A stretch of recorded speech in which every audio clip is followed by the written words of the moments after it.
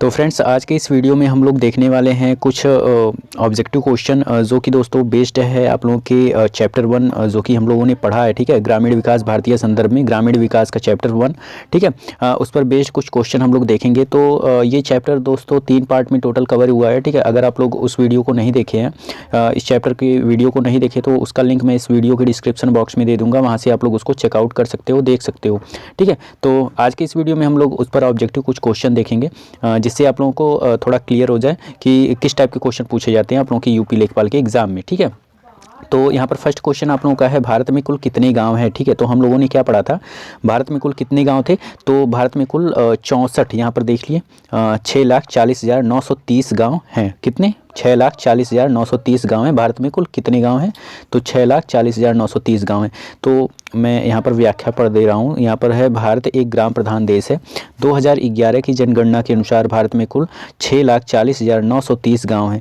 वहीं विश्व बैंक की वर्ल्ड ऑर्गेनाइजेशन रिवीजन रिपोर्ट 2018 के अनुसार विश्व स्तर पर भारत की ग्रामीण जनसंख्या 6.6% है। भारत के गांव भौतिक संरचना एवं जनसंख्या के आधार पर एक दूसरे से भिन्न पाए जाते हैं। भारत की लगभग 70% आबादी गाँव में रहती है। ठीक है, तो इसमें जो डेटा है आप लोगों का ये वाला 6,40,930 गांव हैं। उसके बाद से रिपोर्ट 2018 विश्व बैंक की वर्ल्ड ऑर्गेनाइजेशन रिवीजन रिपोर्ट 2018 के अनुसार विश्व स्तर का भारत की ग्रामीण जनसंख्या कितनी है, तो 6.6% ग्रामीण जनसंख्या। उसके बाद से अगर बात करें यहाँ पर ये 70% आबादी गांव में रहती है। ठीक है, हमारे भारत में लगभग 70% आबादी गाँव में रहती है। तो तीनों ये डेटा जो है ये आप लोगों के एग्जाम के पॉइंट ऑफ व्यू से बहुत ही ज़्यादा इंपॉर्टेंट है, तो इसको भी ध्यान में रखिएगा। ठीक है, तो वैसे यहाँ पर जो राइट आंसर है वो ऑप्शन नंबर सी है, 6,40,930 गांव है। ठीक है, भारत में।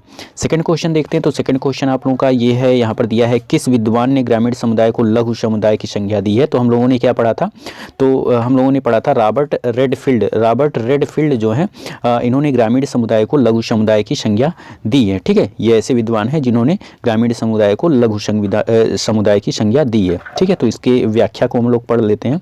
तो यहाँ पर दिया है, रॉबर्ट रेडफील्ड नामक विद्वान ने ग्रामीण समुदाय को लघु समुदाय की संज्ञा दी है। ग्रामीण समुदाय में सामाजिक एकरूपता, गतिशीलता का अभाव आदि पाया जाता है। और लारी नेल्सन के अनुसार मनुष्य का अधिकांशतः ग्रामीण मनुष्य की ही कहानी है। ठीक है, तो ये है। तो यहाँ पर जो राइट आंसर आप लोगों का option number C, Robert Redfield. Okay, ये आप लोगों का बिल्कुल राइट आंसर हो जाएगा। नेक्स्ट देखते हैं। नेक्स्ट क्वेश्चन आप लोगों का ये रहा, यहाँ दिया है, ग्रामीण समुदाय उस समुदाय को कहा जाता है जहाँ, तो यहाँ पर 4 ऑप्शन है, समाज में अनौपचारिकता पाई जाती है, कृषि मुख्य व्यवसाय होता है। ठीक है, प्राथमिक समूहों की प्राथमिकता होती है, उपरोक्त सभी। तो यहाँ पर मैं बता दूँ, यहाँ पर जो राइट आंसर आप लोगों का होगा वो होगा ऑप्शन नंबर डी। ठीक है, उपरोक्त सभी। ठीक है, ये सभी आप लोगों के जो है ग्रामीण समुदाय में पाई जाती हैं। ठीक है, ये सामाजिक अनौपचारिकता पाई जाती है, कृषि मुख्य व्यवसाय यहाँ पर होता है, प्राथमिक समूहों की प्राथमिकता होती है। ठीक है, तो ये चारों आप लोगों का बिल्कुल राइट आंसर हो जाएगा, ऑप्शन नंबर डी।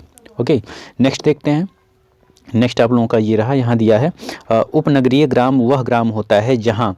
ठीक है, तो 4 ऑप्शन है, ग्रामीण तथा नगरीय संस्कृति मिलती है, बड़े उद्योग स्थापित होते हैं, कृषि योग्य भूमि का अभाव होता है, केवल शिल्पकार रहते हैं। तो यहाँ पर आप लोगों का ये ऑप्शन नंबर ए जो है यहाँ पर वो बिल्कुल राइट आंसर हो जाएगा। उपनगरीय ग्राम वह होता है जहाँ ग्रामीण तथा नगरीय संस्कृति मिलती है, मतलब कि दोनों संस्कृति मिलती हैं, ग्रामीण और नगरीय दोनों संस्कृतियाँ यहाँ पर पाई जाती हैं, मतलब का बीच का हिस्सा। ठीक है, नजादी गांव का भी उसमें सम्मिलित रहेगा और नगर का भी सम्मिलित रहेगा उस चीज़ में। ठीक है, संस्कृति। तो यहाँ पर ऑप्शन नंबर ए आप लोगों का बिल्कुल राइट आंसर हो जाएगा। बाकी ये जो 3 ऑप्शन है, बड़े उद्योग स्थापित होते हैं, तो ये केवल नगरों में होते हैं, कृषि योग्य भूमि का अभाव होता है, तो ये नगरों में अभाव होता है, केवल शिल्पकार रहते हैं, तो ये आप लोगों का गांव में हो जाएगा। तो उपनगरीय ग्राम में ये नहीं आएगा, तो यहाँ पर ऑप्शन नंबर ए इसीलिए बिल्कुल राइट आंसर हो जाएगा। इसकी व्याख्या को हम लोग पढ़ लेते हैं। तो व्याख्या में दिया गया है, उपनगरीय ग्राम वह ग्राम होता है जहाँ ग्रामीण तथा नगरीय संस्कृति मिलती है। उपनगरीय ग्राम की बाहरी सीमा नगरों से संलग्न होती है, ऐसे ग्राम के बाहरी क्षेत्र को ग्रामों तथा नगरों का संक्रमण क्षेत्र कहा जाता है। ठीक, जहाँ ग्रामीण तथा नगरीय संस्कृति विविधता देखने को मिलती है। ओके, उसके बाद से नेक्स्ट क्वेश्चन हम लोग देख लेते हैं। जनगणना 2011 के अनुसार ग्रामीण भारत की आबादी है तो कितना है, देख लेते हैं। तो यहाँ पर जो नेक्स्ट क्वेश्चन है ये है, ग्रामीण जनगणना 2011 के अनुसार ग्रामीण भारत की आबादी कितनी है। तो मैं बता दूं यहाँ पर दोस्तों आप लोगों का 83.3 करोड़ जो है 2011 के अनुसार जनगणना के अनुसार ग्रामीण भारत की आबादी है। तो यहाँ पर मैं व्याख्या थोड़ा पढ़ दे रहा हूँ। यहाँ पर व्याख्या दिया है, जनगणना 2011 के अनुसार ग्रामीण भारत की आबादी 83.3 करोड़ है, जो देश की कुल जनसंख्या का 68.89% है। यह जनसंख्या देश के 6,40,930 गाँव में निवास करती है। गाँव का आकार सामान्यतः छोटा होता है। भारत के 3.38 लाख गाँव ऐसे हैं जहाँ की आबादी 1000 से भी कम पाई जाती है। तो यहाँ पर जो डेटा दिया है यहाँ पर ये वाला 83.3 करोड़, एक मिनट, यहाँ पर जो डेटा दिया है 83.3 करोड़, उसके बाद से ये वाला 68.89%, ठीक है, जो देश की कुल जनसंख्या का 68.89% है, ये भी आप लोगों के लिए महत्वपूर्ण है। और हम लोगों ने जो पहले पढ़ा हमारे भारत में कितने गांव हैं, तो 6,40,930 गांव, ये भी इंपॉर्टेंट है। उसके बाद से गाँव का आकार सामान्यतः छोटा होता है। भारत के 3.38 लाख गाँव ऐसे होते हैं जहाँ की आबादी 1000 से भी कम पाई जाती है। तो ये भी डेटा आप लोगों के लिए इंपॉर्टेंट है, तो इसको भी ध्यान में रखिएगा। ओके, उसके बाद से नेक्स्ट देखते हैं। तो नेक्स्ट क्वेश्चन आप लोगों का ये रहा, यहाँ दिया गया है ग्राम शब्द का सर्वप्रथम उल्लेख किस साहित्य में मिलता है। तो 4 ऑप्शन है, बौद्ध साहित्य, वैदिक साहित्य, जैन साहित्य और तमिल साहित्य। तो मैं बता दूं, जो ग्राम शब्द का सर्वप्रथम उल्लेख मिलता है वो वैदिक साहित्य में मिलता है। ठीक है, वैदिक साहित्य में ग्राम शब्द का सर्वप्रथम उल्लेख मिलता है। ठीक है, तो यहाँ पर पढ़ लेते हैं हम लोग व्याख्या। ग्राम शब्द का सर्वप्रथम उल्लेख वैदिक साहित्य में मिलता है। इसी साहित्य में गाँवों की समृद्धि के लिए प्रार्थना की गई है। ग्राम वह क्षेत्र होता है जहाँ लोग मिलकर रहते हैं, प्रकृति की निकटता से जुड़े रहते हैं, उसी के अनुरूप आर्थिक गतिविधियाँ करते हैं, जैसे कृषि, पशुपालन, मत्स्य पालन आदि। ओके, तो यहाँ पर ऑप्शन नंबर बी आप लोगों का बिल्कुल राइट आंसर होगा। उसके बाद से नेक्स्ट क्वेश्चन आप लोगों का ये रहा, यहाँ दिया गया है व्यावसायिक स्तर पर ग्रामीण क्षेत्रों में कौन सी क्रिया अधिक प्रचलित है। तो व्यावसायिक स्तर पर ग्रामीण क्षेत्र में जो क्रिया सबसे अधिक प्रचलित है वो है दोस्तों आप लोगों का कृषि। ठीक है, कृषि, तो गाँव में सबसे ज़्यादा कृषि होती है। तो यहाँ पर ऑप्शन नंबर ए बिल्कुल राइट आंसर है। इसको देख लेते हैं। व्यावसायिक स्तर पर ग्रामीण क्षेत्रों में कृषि क्रिया अधिक प्रचलित है, अतः गांव में निर्धारण का मुख्य आधार भी कृषि को ही माना जाता है। गांव के बहुत कम लोग कृषि छोड़ दूसरे व्यवसाय में लगे होते हैं। यह उनकी आजीविका का मुख्य साधन होता है। ग्रामीण क्षेत्रों में पशुपालन, मत्स्य पालन आदि प्रमुख आर्थिक क्रियाएं पाई जाती हैं। ठीक है, यहाँ पर ऑप्शन नंबर ए बिल्कुल राइट आंसर है। नेक्स्ट देखते हैं। तो नेक्स्ट क्वेश्चन आप लोगों का है, निम्नलिखित में से कौन सा एक ग्रामीण परिवेश की विशिष्टता को नहीं दर्शाता है। ठीक है, तो सरल एवं सामान्य जीवन ये तो दर्शाता है। ठीक है, सामाजिक गतिशीलता का अभाव, ओके, ये भी दर्शाता है। उसके बाद से एकल परिवार की परंपरा, ये तो केवल शहरों में पाया जाता है, तो ये नहीं दर्शाता है। ठीक है, तो ऑप्शन नंबर सी आप लोगों का बिल्कुल राइट होता है। ठीक है, संयुक्त परिवार यहाँ पर पाई जाती है, एकल परिवार नहीं पाई जाती है। तो यहाँ पर ऑप्शन नंबर सी बिल्कुल राइट आंसर हो जाएगा। बाकी डी जो है श्रम के विशेषीकरण का महत्व, तो ये भी गाँव का ही एक ग्रामीण परिवेश का ही एक आप लोगों का लक्षण है। ठीक है, तो यहाँ पर ऑप्शन नंबर डी भी होगा। ऑप्शन नंबर ए, बी और डी ये तीनों होगा, बाकी सी आप लोगों का नहीं होगा। तो यही आप लोगों का बिल्कुल राइट आंसर हो जाएगा। तो व्याख्या पढ़ लेते हैं। तो यहाँ पर दिया, एकल परिवार की परंपरा ग्रामीण परिवेश की विशिष्टता को नहीं दर्शाती है, क्योंकि गाँव में संयुक्त परिवार की परंपरा पाई जाती है। ग्रामीण समुदाय की विशेषताओं में सरल एवं सादा जीवन, सामाजिक जीवन की एकरूपता, सामाजिक गतिशीलता का भाव, श्रम के विशेषीकरण का महत्व आदि शामिल पाया जाता है। ग्रामीण अशिक्षित एवं वादिता वाले होते हैं। ओके, नेक्स्ट देखते हैं। तो नेक्स्ट क्वेश्चन है, ग्रामीण समुदाय के संदर्भ में कौन सा कथन असंगत है। तो फर्स्ट ऑप्शन है, ग्रामीण समुदाय की प्रकृति पर्यावरण पर निर्भर करता है। ठीक है, पर्यावरण पर निर्भर करता है, बिल्कुल सही है। उसके बाद से सेकंड है, व्यक्ति की प्रतिष्ठा का संबंध परिवार होता है, बिल्कुल सही है। सी है, जनसंख्या घनत्व कम पाया जाता है, ये भी सही है। और डी है, विनिर्माण कार्य विकसित अवस्था में होता है। ठीक है, तो ये नहीं है, ये विनिर्माण जो कार्य है विकसित अवस्था में नहीं होती है। ठीक है, तो ये विकासशील होते हैं। तो यहाँ पर दोस्तों ऑप्शन नंबर डी ही आप लोगों का असंगत है। ठीक है, तो ऑप्शन नंबर डी बिल्कुल राइट आंसर होगा। इसका व्याख्या पढ़ लेते हैं। दिए गए कथनों में डी कथन असंगत है, क्योंकि ग्रामीण समुदाय मुख्य रूप से कृषि पर निर्भर होते हैं, अतः विनिर्माण कार्य विकसित अवस्था में नहीं होते हैं। ग्रामीण समुदाय पूर्णतः प्रकृति पर निर्भर होता है। ग्रामीण समुदाय का घनत्व भी कम पाया जाता है। परिवार के एक सदस्य की प्रतिष्ठता का संबंध पूरे परिवार के संबंध होता है, जैसे कि संयुक्त परिवार होता है। ठीक है, इसमें प्राथमिक नियंत्रण की प्रधानता होती है। उसके बाद से नेक्स्ट जो क्वेश्चन है वो है, वर्तमान ग्रामीण समुदाय में किसी व्यक्ति की स्थिति का आंकलन किस आधार पर नहीं किया जाता है, ठीक है। तो 4 ऑप्शन है, जाति, धन, पद, शिक्षा, ठीक है। तो किस आधार पर नहीं किया जाता है ये पूछा है, तो यहाँ पर दोस्तों जाति के आधार पर नहीं किया जाता है, ठीक है। जाति के आधार पर नहीं किया जाता है, बाकी धन, पद और शिक्षा इसके आधार पर किया जाता है, ठीक है। तो यहाँ पर ऑप्शन नंबर ए बिल्कुल राइट आंसर है। उसके बाद से यहाँ पर व्याख्या देख लेते हैं। तो वर्तमान ग्रामीण समुदाय में किसी व्यक्ति की स्थिति का आकलन जाति के आधार पर न करके धन, पद, शिक्षा आदि के आधारों पर किया जाता है। औद्योगिकीकरण, नगरीकरण तथा सरकार के प्रयास के ऊंच नीच, छुआछूत, निम्न जाति से भेदभाव की भावनाओं में बदलाव आया है। इतना ही नहीं, जातियों के अर्थ में भी बदलाव आया है, ठीक है। तो ये है। उसके बाद से नेक्स्ट क्वेश्चन हम लोग देख लेते हैं। तो नेक्स्ट क्वेश्चन आप लोगों का, एक मिनट, नेक्स्ट क्वेश्चन आप लोगों का ये रहा, यहाँ दिया है, ग्राम समुदाय का समाजशास्त्रीय महत्व किस रूप में प्रदर्शित होता है। तो 4 ऑप्शन है, प्राचीन संस्कृति के संवाहक के रूप में, सामाजिक संगठन का प्रारंभिक रूप, उसके बाद से प्रजातंत्र का आदर्श रूप, उसके बाद से उपरोक्त सभी, ठीक है। तो ग्राम समुदाय का समाजशास्त्रीय महत्व किस रूप में प्रदर्शित होता है, तो ये तीनों आप लोगों का बिल्कुल राइट आंसर हो जाएगा, ऑप्शन नंबर डी, ठीक है। तो ये तीनों रूप में जो है प्रदर्शित होता है। तो यहाँ पर ऑप्शन नंबर डी बिल्कुल राइट आंसर है। उसके बाद से यहाँ पर व्याख्या पढ़ लेते हैं। ग्राम समुदाय का समाज शास्त्रीय महत्व, समाज की मौलिक इकाई, प्राचीन संस्कृति के संवाहक रूप में, सामाजिक संगठन का प्रारंभिक रूप, आर्थिक जीवन का आधार, प्रजातंत्र का आदर्श एवं प्रारंभिक रूप आदि के रूपों में प्रदर्शित होता है। अतः यह सामाजिक, आर्थिक, राजनीतिक तथा सांस्कृतिक परिवर्तन को प्रदर्शित करता है। ओके, नेक्स्ट देखते हैं। तो नेक्स्ट क्वेश्चन आप लोगों का है, ग्रामीण विकास की दिशा में सामाजिक जीवन में क्या परिवर्तन हुआ है। तो जजमानी व्यवस्था की समाप्ति हुई है, ठीक है। जजमानी व्यवस्था की समाप्ति हुई है, बिल्कुल सही है, ठीक है।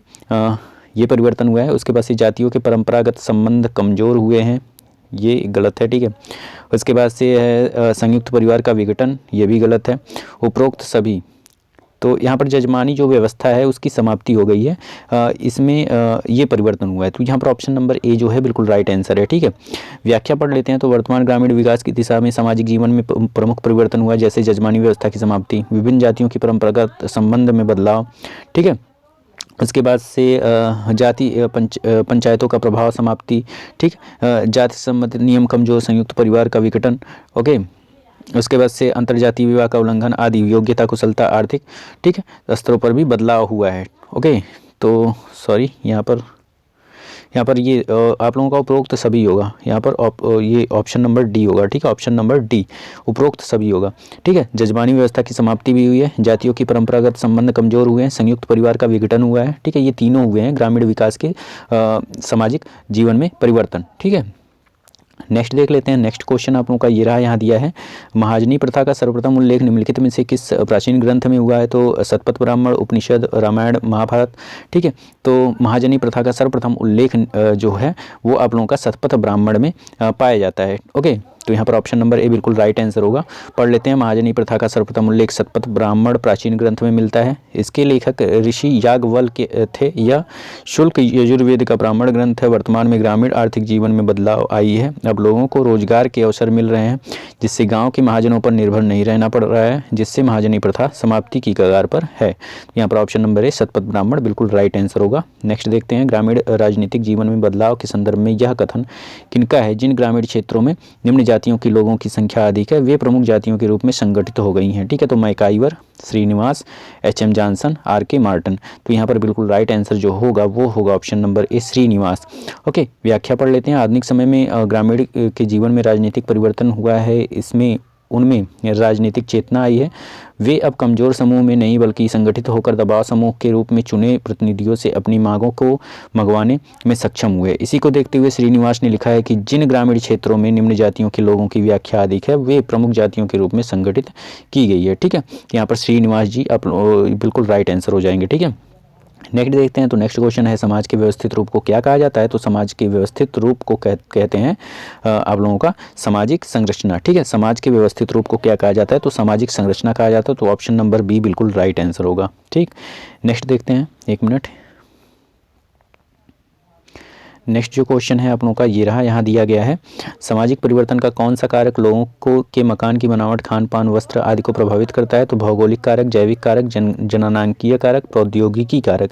तो यहाँ पर दोस्तों जो राइट आंसर हो जाएगा, जो प्रभावित करता है, तो वो हो जाएगा भौगोलिक कारक। ठीक है, तो यहाँ पर व्याख्या हम लोग पढ़ लेते हैं। सामाजिक परिवर्तन का भौगोलिक कारक लोगों के मकान की बनावट, खान पान, वस्त्र, शारीरिक क्षमता आदि को प्रभावित करता है। मानव का विकास प्राकृतिक परिस्थितियों पर निर्भर है। प्राकृतिक विपदाओं के कारण गांव जब बर्बाद हो जाता है तब मानव दूसरे स्थानों पर जाकर बसता है और वहां की प्रथाओं, रीति रिवाजों, मूल्यों आदि को ग्रहण करता है। इससे संस्कृति में परिवर्तन आ जाता है। तो यहाँ पर ऑप्शन नंबर ए भौगोलिक कारक बिल्कुल राइट आंसर होगा। नेक्स्ट है सामाजिक परिवर्तन के आर्थिक कारक किस रूप में सहायक होते हैं? तो सामाजिक परिवर्तन के जो आर्थिक कारक होते हैं वो किस रूप में सहायक होते हैं? तो यहाँ पर दिया है अंतर्जातीय विवाह, प्रेम विवाह, सामाजिक विघटन। ठीक है, ये तीनों आप लोगों के ये सहायक होते हैं सामाजिक परिवर्तन में। ठीक है, तो ये सभी आप लोगों का बिल्कुल राइट आंसर हो जाएगा option number D, all of the above.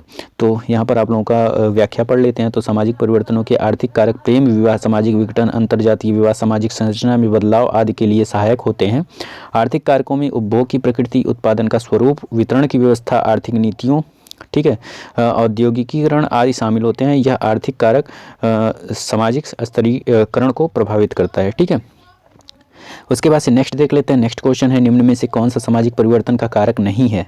निम्न में से कौन सामाजिक परिवर्तन का कारक नहीं है? तो चार ऑप्शन है, राजनीतिक कारक, सूचना प्रौद्योगिकी, सामाजिक गतिशीलता, मनोवैज्ञानिक। तो यहाँ पर जो राइट आंसर हो जाएगा वो हो जाएगा सामाजिक गतिशीलता। ये सामाजिक परिवर्तन का कारक नहीं है। बाकी ये राजनीतिक कारक, सूचना प्रौद्योगिकी, मनोवैज्ञानिक, ये चारों जो तीनों हैं ये कारक होते हैं। तो यहाँ पर ऑप्शन नंबर सी बिल्कुल राइट आंसर हो जाएगा। नेक्स्ट देख लेते हैं। नेक्स्ट है निम्न में से कौन सा सामाजिक परिवर्तन का प्रतिमान नहीं है? तो समरैखिक परिवर्तन, समतल परिवर्तन, उतार चढ़ाव परिवर्तन, चक्रीय परिवर्तन। तो कौन सा प्रतिमान नहीं है ये पूछा है। तो यहाँ पर ऑप्शन नंबर बी समतल परिवर्तन, ये प्रतिमान नहीं है सामाजिक परिवर्तन का। तो ये ऑप्शन नंबर बी बिल्कुल राइट आंसर हो जाएगा। बाकी ए समरैखिक परिवर्तन, उतार चढ़ाव परिवर्तन और चक्रीय परिवर्तन ये सारे आप लोगों के सामाजिक परिवर्तन के प्रतिमान होते हैं। तो यहाँ पर व्याख्या हम लोग पढ़ लेते हैं। तो व्याख्या सामाजिक परिवर्तन के प्रतिमानों में समरैखिक परिवर्तन, उतार चढ़ाव परिवर्तन, चक्रीय परिवर्तन प्रमुख है, अतः समतल परिवर्तन सामाजिक परिवर्तन का प्रतिमान नहीं है। वैज्ञानिक प्रौद्योगिकी के प्रभाव से वर्तमान के समय में होने वाले सामाजिक परिवर्तन को समरैखिक परिवर्तन प्रतिमान के अंतर्गत दर्शाया जाता है। इसी परिवर्तन में उपयोगितावादी दृष्टिकोण के लिए संचयी विकास होता है। ठीक है, नेक्स्ट देखते हैं। नेक्स्ट क्वेश्चन है समाज में आर्थिक जगत तथा जनसंख्या के क्षेत्रों में हो रहे परिवर्तन को किसके अंतर्गत देखा जाता है? तो यहाँ पर अभी हमने पढ़ा क्या, समरैखिक परिवर्तन, उतार चढ़ाव परिवर्तन, चक्रीय परिवर्तन। ठीक है, तो समाज में आर्थिक जगत की जनसंख्या के क्षेत्र में हो रहे परिवर्तन को किसके अंतर्गत देखा जाता है? तो आर्थिक रूप में पूछा है ना, तो आर्थिक रूप में आप लोगों का जो हो जाएगा ये ऑप्शन नंबर बी बिल्कुल सही हो जाएगा, उतार चढ़ाव परिवर्तन। ठीक है, यहाँ पर व्याख्या पढ़ लेते हैं। तो समाज में आर्थिक जगत तथा जनसंख्या के क्षेत्रों में हो रहे परिवर्तन को उतार चढ़ाव परिवर्तन प्रतिमान के अंतर्गत देखा जाता है। इसी परिवर्तन प्रतिमान के अंतर्गत समाज की अच्छी तथा खराब स्थिति को देखा जाता है। इसमें अच्छी स्थिति ऊंचे भाग पर तथा खराब स्थिति को नीचे दिखाया जाता है। ठीक है, तो इसलिए यहाँ पर उतार चढ़ाव परिवर्तन जो है आप लोगों का बिल्कुल राइट आंसर हो जाएगा। नेक्स्ट देख लेते हैं। तो नेक्स्ट क्वेश्चन आप लोगों का नेक्स्ट क्वेश्चन ये रहा, यहाँ दिया है मानव जीवन का शिशु, तरुण, प्रौढ़ तथा वृद्धावस्था में परिवर्तन कौन सा परिवर्तन है? तो समरैखिक, उतार चढ़ाव, समानुपाती, चक्रीय। तो यहाँ पर ऑप्शन नंबर सी जो है वो चक्रीय हो जाएगा। ठीक है, शिशु, तरुण, प्रौढ़ और वृद्धावस्था जो होती है वो चक्रीय परिवर्तन कहलाता है। तो यहाँ पर ऑप्शन नंबर सी बिल्कुल राइट आंसर होगा। नेक्स्ट है निम्न में से कौन सा परिवार का कार्य है अर्थात अथवा परिवार के संबंध में सत्य है? तो यौन संबंध एवं संतान उत्पत्ति। ठीक है, ये आप लोगों का परिवार के संबंध में सत्य, निम्न में कौन सा परिवार का कार्य अथवा परिवार के संबंध में सत्य ये पूछा है। ठीक है, तो फर्स्ट है यौन संबंध एवं संतान उत्पत्ति और सेकंड है सामाजिक मान्यताओं को प्रदान करना, नवजात शिशुओं की देखभाल और उपरोक्त सभी। तो ये तीनों आप लोगों का बिल्कुल राइट आंसर है। तो यहाँ पर ऑप्शन नंबर डी बिल्कुल राइट आंसर हो जाएगा, उपरोक्त सभी। ठीक है, नेक्स्ट देख लेते हैं। नेक्स्ट क्वेश्चन आप लोगों का ये रहा, यहाँ दिया है निम्न में से कौन सा परिवार की विशेषता नहीं है। ठीक है, ये पूछा है। तो रक्त संबंधों का बंधन, समाजीकरण, सामाजिक नियंत्रण का अप्रभावी साधन, उसके बाद से भावनात्मक लगाव, भावनात्मक लगाव। तो यहाँ पर दोस्त यहाँ पर जो निम्न में से परिवार की जो विशेषता होती है वो होती है आप लोगों का रक्त संबंधों का बंधन, ये तो बिल्कुल सही है। समाजीकरण, ये भी सही है। उसके बाद से भावनात्मक लगाव, ये भी सही है, ठीक है। बाकी सी वाला जो है ये बिल्कुल गलत हो जाएगा। सामाजिक नियंत्रण का अप्रभावी साधन, ये विशेषता नहीं होती है, तो यहाँ पर ऑप्शन नंबर सी बिल्कुल राइट आंसर हो जाएगा। ओके, नेक्स्ट देख लेते हैं। नेक्स्ट क्वेश्चन है परिवार के उद्विकासी सिद्धांत के प्रतिपादक कौन है? तो 4 ऑप्शन है, बेकोफेन, मार्गन आर्गबर्न और राल्फ लिंटन। तो यहाँ पर जो राइट आंसर होगा दोस्तों वो हो जाएगा बेकोफन, ठीक है। ये परिवार के विकासी सिद्धांत के प्रतिपादक हैं। ओके, तो यहाँ पर ऑप्शन नंबर ए बिल्कुल राइट आंसर है। नेक्स्ट देखते हैं। तो नेक्स्ट क्वेश्चन आप लोगों का ये रहा, यहाँ दिया है ग्रामीण परिवार में परिवर्तन के लिए किस कारक को उत्तरदायी नहीं माना जाता है? ग्रामीण परिवार में परिवर्तन के लिए किस कारक को उत्तरदायी नहीं माना जाता है, ये पूछा है। तो नगरीकरण, ये तो आप लोगों का उत्तरदायी माना जाता है, ठीक है, सामाजिक परिवर्तन में। पश्चिमीकरण, ये भी माना जाता है। पाश्चात्य संस्कृति, ये भी माना जाता है। अस्थायी जीवन केवल ग्रामीण क्षेत्रों में मिलता है, अस्थायी जीवन। तो ये ग्रामीण परिवर्तन में जो है ग्रामीण परिवार में परिवर्तन का ये कारक नहीं माना जाता है, अस्थायी जीवन। बाकी ये जो तीनों हैं ये माने जाते हैं। तो यहाँ पर नहीं पूछा है, तो यहाँ पर ऑप्शन नंबर डी बिल्कुल राइट आंसर हो जाएगा, ठीक है।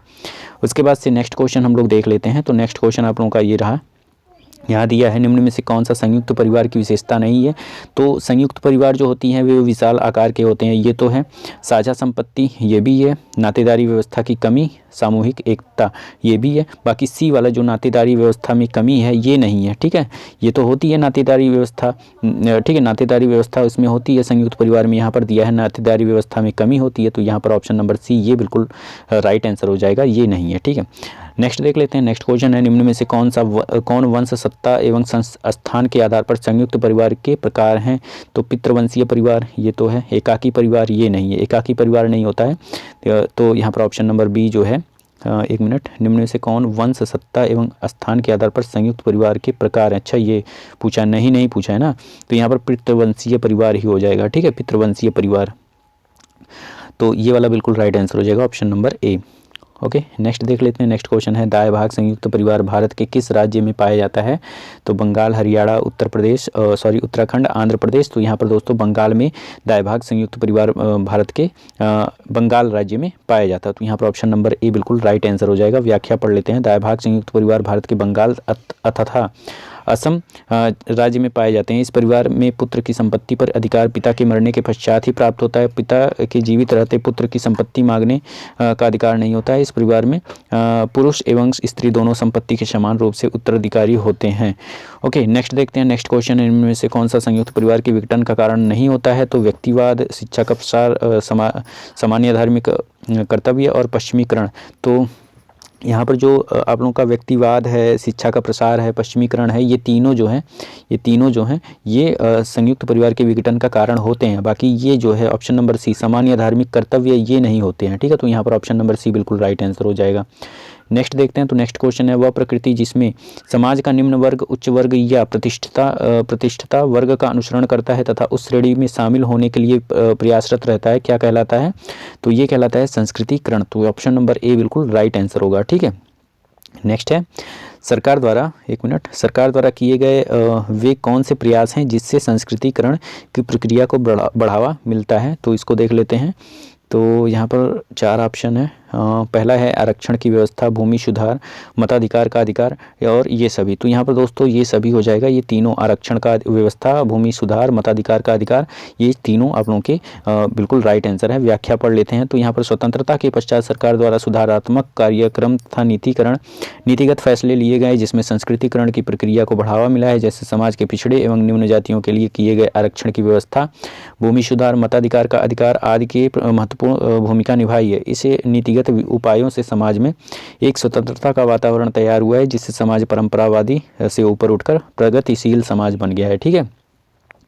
नेक्स्ट देखते हैं। नेक्स्ट क्वेश्चन है निम्नलिखित में से कौन संस्कृतिकरण का भारतीय समाज पर पड़ने वाला प्रभाव नहीं है, ये पूछा है। तो सामाजिक सद्भाव को बढ़ावा ये तो है, और सामाजिक स्तरीकरण में सुधार ये भी हुआ है, और उच्च वर्ग का प्रभाव बढ़ना ये घटा है, ठीक है। उच्च वर्ग का प्रभाव ये बढ़ा नहीं है, ये घटा है, ठीक। तो यहाँ पर ऑप्शन नंबर सी ही बिल्कुल राइट आंसर हो जाएगा। ये हमारे संस्कृतिकरण का भारतीय समाज पर पड़ने वाला प्रभाव नहीं है, ऑप्शन नंबर सी। बाकी डी वाला प्रतिष्ठता के स्वरूप में बदलाव ये भी हुआ है, तो ऑप्शन नंबर डी सी आप लोगों का बिल्कुल राइट आंसर होगा।